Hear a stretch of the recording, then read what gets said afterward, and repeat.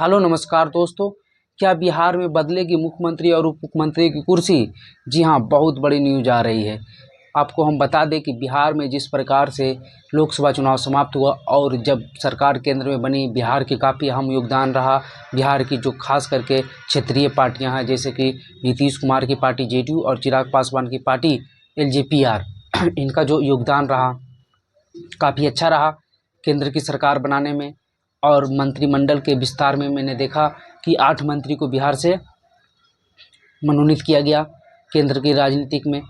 उसके बाद से अब ये चर्चाएं थी कि नीतीश कुमार को जिस प्रकार का मंत्रालय मिला है उससे नाखुश हैं, लेकिन नीतीश कुमार की सहमति है। इसलिए सहमति है कि नीतीश कुमार चाहते हैं कि विधानसभा चुनाव इसी साल अक्टूबर नवंबर में हो जाए, और अगर नहीं भी तो 2025 में हो तो भी नीतीश कुमार ही मुख्यमंत्री बने रहेंगे, ऐसी चर्चाएं हैं। और नीतीश कुमार की ओर से भी ऐसी कही गई, क्योंकि बिहार बीजेपी की जो अभी प्रदेश अध्यक्ष और उप मुख्यमंत्री हैं सम्राट चौधरी, उन्होंने भी बोला कि नीतीश कुमार के नेतृत्व में ही चुनाव लड़ेंगे हम 2025 का।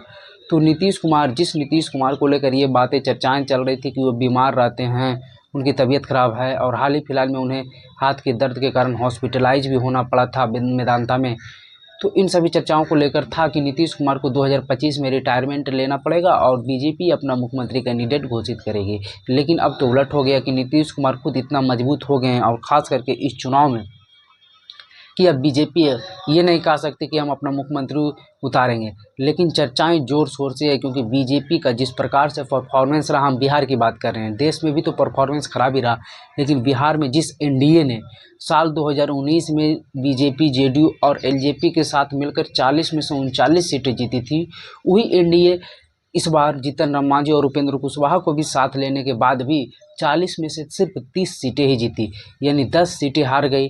अगर हम पिछले चुनाव की तुलना करें तो 9 सीटें हारी, एक ही सीट कांग्रेस जीती थी किशनगंज, और इस बार किशनगंज सहित और 9 सीटें जीत गई इंडिया गठबंधन, और एक निर्दलीय भी जीते हैं, उसमें शामिल है पप्पू यादव पूर्णिया से।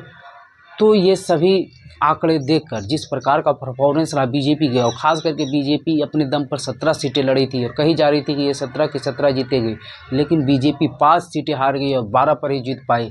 और शाहाबाद तो बीजेपी साफ़ी हो गई। शाहाबाद में अंतिम चरण में खास करके बीजेपी के 4 सीटों का नुकसान हो गया।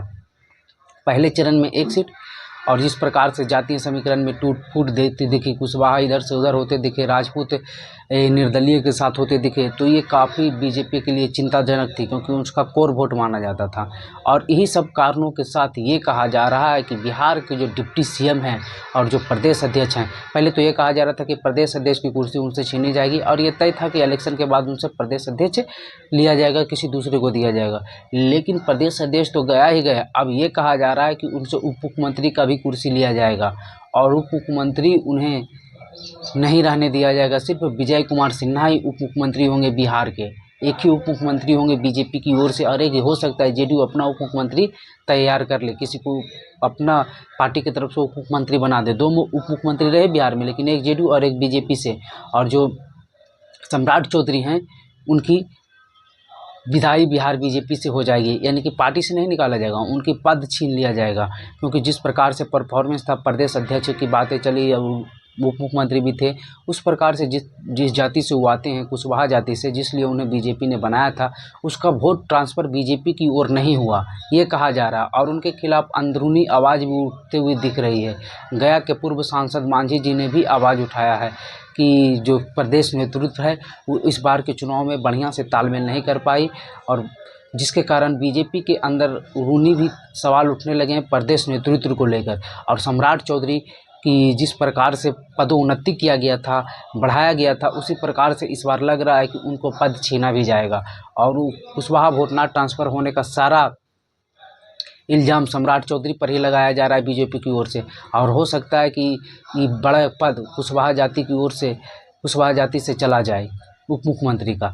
लेकिन कहा यह भी जा रहा है कि अगर सम्राट चौधरी को उप मुख्यमंत्री से हटाया जाता तो हो सकता है नीतीश कुमार की जिस प्रकार से तबीयत खराब हो रही है, तबीयत उम्र बढ़ती उम्र ढलती उम्र के कारण, हालांकि नीतीश कुमार की पर कोई कह नहीं सकता कि वो छोड़ने वाले हैं, क्योंकि पद को लेकर काफ़ी सेंसिटिव रहते हैं और हमेशा पद पर बने रहने वाले नेता हैं, तो वो हटने वाले नहीं हैं। लेकिन नीतीश कुमार को लेकर भी चर्चाएं हैं कि हो सकता है वो मुख्यमंत्री पद छोड़कर अपने किसी विश्वासी व्यक्ति को उस पद पर बैठा दें और उसे आगे बढ़ाने की कोशिश करें, या फिर ये भी चर्चाएं हैं कि वो अपने बेटे को भी आगे बढ़ा सकते हैं, अपने बेटे को भी मुख्यमंत्री पद पर बैठा सकते हैं और उनको राजनीतिक में एंट्री कराकर अपनी सारा विरासत उन्हें सौंप सकते हैं। हालांकि नीतीश कुमार परिवारवाद के लिए नहीं जाना जाता है, लेकिन राजनीतिक क्या कैसे कब बदल जाए ये कोई नहीं जानता, और नीतीश कुमार इस चीज़ में माहिर हैं। तो आगे देखने वाली बात होगी कि क्या होता है, मुख्यमंत्री बदलते हैं, उप मुख्यमंत्री बदलते हैं, ये जो चर्चाएं हैं सही साबित होती है या नहीं। जैसे ही कुछ और नई अपडेट आती है हम आपको बताएंगे।